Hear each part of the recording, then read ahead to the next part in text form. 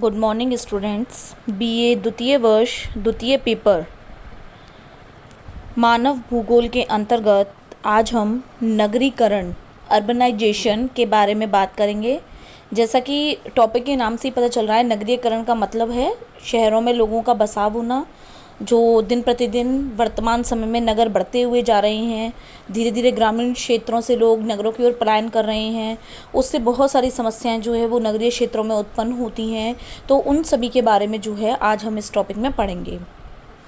जैसा कि हम सभी जानते हैं कि जो नगर होते हैं वो सामाजिक रूप से विषम जातीय व्यक्तियों का एक अपेक्षाकृत वृहद सघन एवं स्थायी समूह होता है।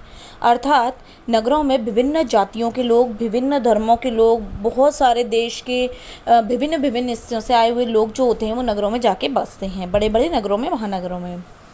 तो जो समाजशास्त्री हैं वो नगरीय और ग्रामीण जीवन की तुलना करते हैं और उस तुलना के बाद में जो सामाजिक संबंधों में, कार्य दशाओं में परिवर्तन आते हैं उसके आधार पर जो है वो तुलना को महत्व देते हैं। अर्थात कहने का तात्पर्य यह है कि नगरीय और ग्रामीण जीवनों की तुलना वहाँ पर लोगों के जीवन से, रहन सहन से, उनकी कार्य दशाओं के आधार पर निर्धारित की जाती है। जैसा कि ऐसा माना जाता है या ऐसा कहा जाता है कि जो नगरीय क्षेत्र होते हैं वहाँ पे लोगों में सामाजिक संबंधों की कमी पाई जाती है, क्योंकि नगरीय जीवन ही ऐसा होता है जहाँ लोगों को वक्त नहीं होता है, तो वो सामाजिक संबंधों को उतने उचित तरीके से नहीं निभा पाते। इसके विपरीत अगर हम गाँव में बात करें तो गाँव में जो है वो लोगों के पास वक्त होता है, जिससे कि वहाँ पर जो लोगों के सामाजिक संबंध होते हैं वो काफ़ी अच्छे होते हैं। तो वर्तमान समय में जनसंख्या बहुत ज़्यादा बढ़ रही है और औद्योगिकरण की प्रवृत्ति बन रही है और उन्नति के कारण जो नगरों का निर्माण है वो भी बहुत ज़्यादा बढ़ रहा है।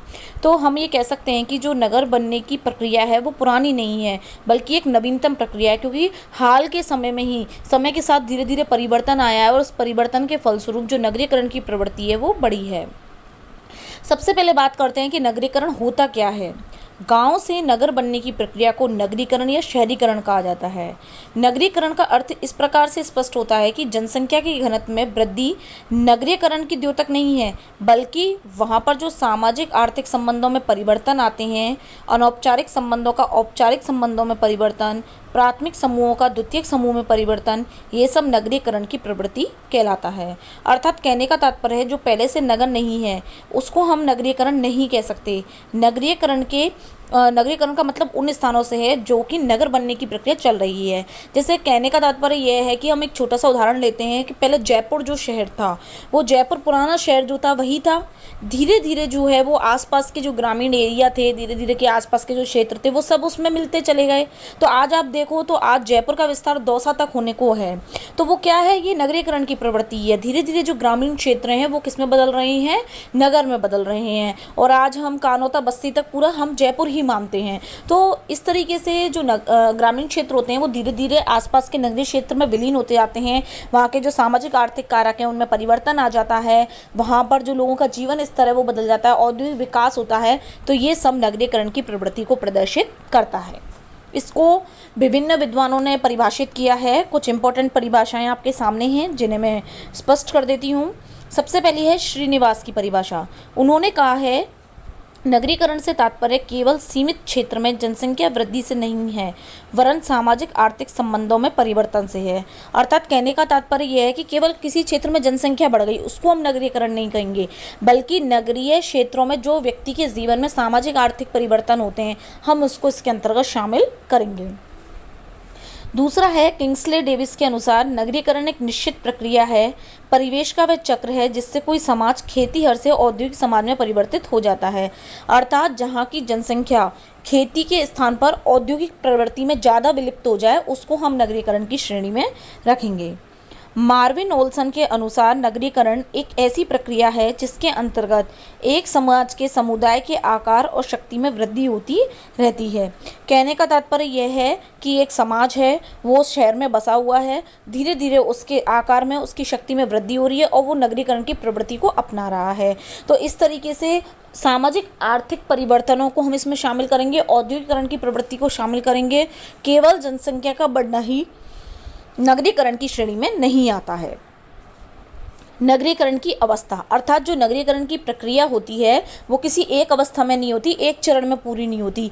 ऐसा नहीं है कि गांव एकदम नगर बन जाएगा, धीरे धीरे उसमें समय के साथ में परिवर्तन होंगे जिसके माध्यम से वो नगर बनता है। सबसे पहले बात करते हैं प्रारंभिक अवस्था के बारे में। प्रारंभिक अवस्था में क्या होता है कि जो जनसंख्या होती है उसका प्रतिशत धीरे धीरे बढ़ता है, जिसके कारण जो रेखा की तीव्रता है वो कम होती है। इस अवस्था में कुल जनसंख्या में नगरीय जनसंख्या का अनुपात 25% तक होता है। तो इसमें नेपाल, बांग्लादेश, अफ्रीकी देश जो हैं वो इसके अंतर्गत आते हैं। कहने का तात्पर्य यह है कि पहली अवस्था में जो जनसंख्या होती है वो धीरे धीरे बढ़ती है, एकदम नहीं बढ़ती है, और उसमें उस कुल जनसंख्या में जो नगरीय जनसंख्या है वो मात्र 25% ही रहती है। त्वरण अवस्था, इस अवस्था में नगरीकरण जनसंख्या का प्रतिशत काफ़ी तीव्रता से बढ़ता है और इस अवस्था में जो वक्र रेखा होती है वो अधिक सीधी होती है। जैसे कि जो प्रारंभिक अवस्था थी उसमें वक्र रेखा की तीव्रता कम होती है, इसमें ज़्यादा होती है। अगर हम त्वरित अवस्था की बात करें तो इसमें जो जनसंख्या होगी कुल उसमें से 75% जनसंख्या नगरीय होगी। इसमें यूरोप और दक्षिण एशिया के देश आते हैं। अंतिम अवस्था, इस अवस्था में जो वक्र रेखा की तीव्रता होती है वो समाप्त होती है क्योंकि नगरीय संतप्तता की स्थिति आ जाती है, अर्थात पूरा क्षेत्र नगरीय हो जाता है। इसमें न्यूजीलैंड, कनाडा और फ्रांस जैसे जो विकसित देश हैं वो शामिल किए जाते हैं। तो इस तरीके से हम देख सकते हैं कि 3 तरह की अवस्थाएं होती हैं जिसमें कि नगरीयकरण की प्रवृत्ति पाई जाती है। तो लगभग हमारा भारत जो है वो त्वरण अवस्था में आता है जिसमें 75% की लगभग जनसंख्या कैसी है, नगरीय है।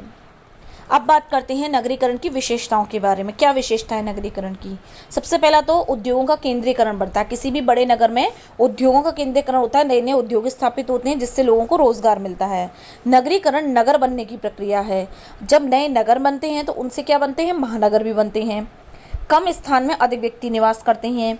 नगरीकरण की प्रक्रिया के दौरान नगरों में निवासरत व्यक्ति नगरीय जीवन शैली को आत्मसात कर लेते हैं, अर्थात उनका जो रहन सहन है, उनका रहने का तरीका है वो नगरीय जीवन के अकॉर्डिंग ही चेंज हो जाता है। शिक्षितों की संख्या का अनुपात ग्रामीण क्षेत्रों से अधिक होता है, अर्थात नगरीय क्षेत्र में शिक्षित लोग आपको ज़्यादा मिलेंगे, ग्रामीण क्षेत्र में शिक्षित लोगों की कमी पाई जाती है। अनौपचारिक संबंध औपचारिक संबंधों में परिवर्तित होते हैं, अर्थात नगरों में लोग जो होते हैं वो औपचारिकता निभाते हैं। संबंध कैसे होते हैं, उनके फॉर्मल संबंध होते हैं।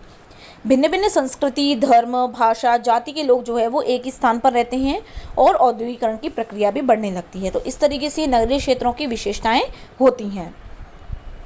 अब बात करते हैं नगरीकरण के प्रभाव के बारे में, अर्थात नगरीकरण का व्यक्ति के जीवन पर क्या प्रभाव पड़ता है। सबसे पहला तो ग्रामीण जीवन पर प्रभाव।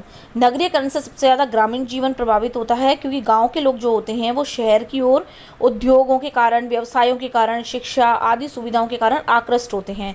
तो जो ग्रामीण लोग हैं धीरे धीरे वो नगरों की तरफ जाते हैं और उनका जीवन शैली फिर कैसी होने लगती है, नगरीय। जीवन में कृत्रिमता, नगरों में जो जीवन होता है उसमें क्या रहती है, कृत्रिमता रहती है, वास्तविकता नहीं रहती। नगरों में जाने से पहले व्यक्ति सादा जीवन, उच्च विचारों में विश्वास रखता है, लेकिन धीरे धीरे जब वो नगरों में शान शौकत दिखता है, दिखावा दिखता है, तो वह भी अपने आप को उसके अकॉर्डिंग ही ढालने लग जाता है। सामाजिक मूल्यों में परिवर्तन, नगरीकरण के कारण सामाजिक मूल्य बदलते हैं। ये एक तरह का सामाजिक प्रभाव है। व्यक्तिवादी जीवन मूल्यों में सामूहिकता की भावना में निरंतर कमी होती है। जीवन में नैतिकता और विश्वास की कमी आने लगती है और व्यक्ति में स्वार्थ की भावना बढ़ने लगती है। धार्मिक जीवन पर प्रभाव, नगरों में धार्मिक जीवन पर काफ़ी प्रभाव पड़ता है। धार्मिक विश्वास, परंपराएं, कर्मकांड आदि के तौर तरीके बदलने लगे हैं।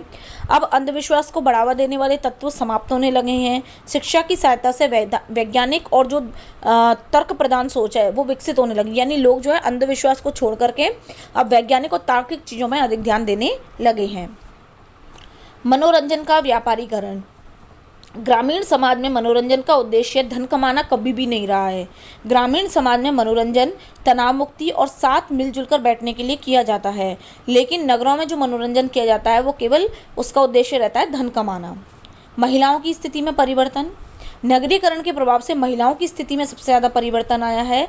अब वो घर के अंदर ही सीमित नहीं लगती बल्कि आर्थिक रूप से आत्मनिर्भर होने लगी हैं, शिक्षित होने लगी हैं, राजनीति में जाने लगी हैं, नौकरी करने लगी हैं। तो नगरीकरण की जो प्रवृत्ति है उसने महिलाओं की स्थिति के सुधार में काफ़ी हद तक जो है वो सकारात्मक योगदान दिया है। अगला है हम की भावना का अभाव। नगरों में लोग जो है वो हम नहीं बल्कि अपनी व्यक्तिवादिता को अधिक महत्व देते हैं, केवल अपने हितों के बारे में ज़्यादा सोचते हैं। सामाजिक संस्थाओं में परिवर्तन, नगरीकरण के प्रभाव से परिवार और विवाह में भी परिवर्तन हो रहे हैं। संयुक्त परिवार प्रणाली की बजाय एकल परिवार प्रणाली बदलने लगी है। लोगों की व्यक्तिवादी सोच जो है वो बढ़ने लगी है। सेवा क्षेत्रों का विकास। नगरीकरण की प्रक्रिया के फलस्वरूप नगरीय जनसंख्या के प्रबंधन हेतु सेवा क्षेत्रों का विकास हुआ है। कई तरह की शासकीय और अशासकीय सेवाओं में वृद्धि हुई है, जैसे कि अस्पताल, पुलिस, न्यायालय, शिक्षण, गैर शासकीय संस्थान। तो इस तरीके से हम देख सकते हैं कि नगरीकरण की प्रवृत्ति से सकारात्मक और नकारात्मक दोनों ही प्रकार के प्रभाव बढ़ते हैं, लेकिन ये व्यक्ति के ऊपर है वो किस तरह की प्रवृत्ति को अपनाना चाहता है, किस तरीके से किस दिशा में अपना विकास करना चाहता है। अब बात करते हैं भारत में नगरीकरण की समस्याओं के बारे में। ये हमारे अलग से टॉपिक है, जिसमें भारत में जो नगरीकरण की प्रवृत्ति बढ़ रही है उससे कौन कौन सी समस्याओं का सामना करना पड़ रहा है। सबसे पहला आता है आवास की समस्या। जैसा आप सभी जानते हैं, जब ग्रामीण जनसंख्या नगरों की ओर बढ़ेगी तो गाँवों में तो जनसंख्या कम होगी और नगरों में जनसंख्या बढ़ जाएगी। नगरों में जगह उतनी ही सीमित है, क्षेत्र उतने ही सीमित हैं। अब जब जनसंख्या वहाँ ज़्यादा बढ़ रही है तो धीरे धीरे वहाँ क्या होगा कि वहाँ पर स्थान की कमी आने लगेगी। लोगों को रहने के लिए आवास चाहिए तो उसके फलस्वरूप जो है वो सुविधाएं जो है वो व्यक्तियों के पास कम होती है। तो जब स्थान कम होगा तो व्यक्ति को स्थान आवास की समस्या का सामना करना पड़ेगा, क्योंकि बड़ी संख्या में जब जनसंख्या घनत्व बढ़ता है तो वहाँ लोगों के पास रहने के लिए मकान नहीं होते। जैसा कि आपने देखा होगा और सुना भी होगा कि जैसे मुंबई है, दिल्ली, कलकत्ता, चेन्नई, अहमदाबाद जैसे बड़े बड़े नगरों में लोग फुटपाथ पे सोते हैं या फिर कच्ची बस्तियां बना लेते हैं, मनिल बस्तियों का निर्माण कर लेते हैं, जिनमें कि उन्हें वो आधारभूत सुविधाएं तो नहीं मिल पाती, लेकिन फिर भी वो कैसे भी करके शहरों में अपना जीवन यापन कर लेते हैं। दूसरा है मलिन बस्ती, जो कि भारत में सबसे बड़ी समस्या है। जितने भी बड़े महानगर हैं उनके बाहर या उनके आसपास के क्षेत्रों में मलिन बस्तियां जरूर देखने को मिलेंगी। मलिन बस्तियों में हम ऐसे इलाकों को शामिल करते हैं जहां पर टूटे फूटे मकानों के अलावा टीन के टुकड़े, पॉलीथीन और कच्ची दीवारों की सहायता से झुग्गी झोपड़ियां बना ली जाती हैं। ऐसे क्षेत्रों में शौचालय, पानी या बिजली की कोई सुविधा नहीं होती।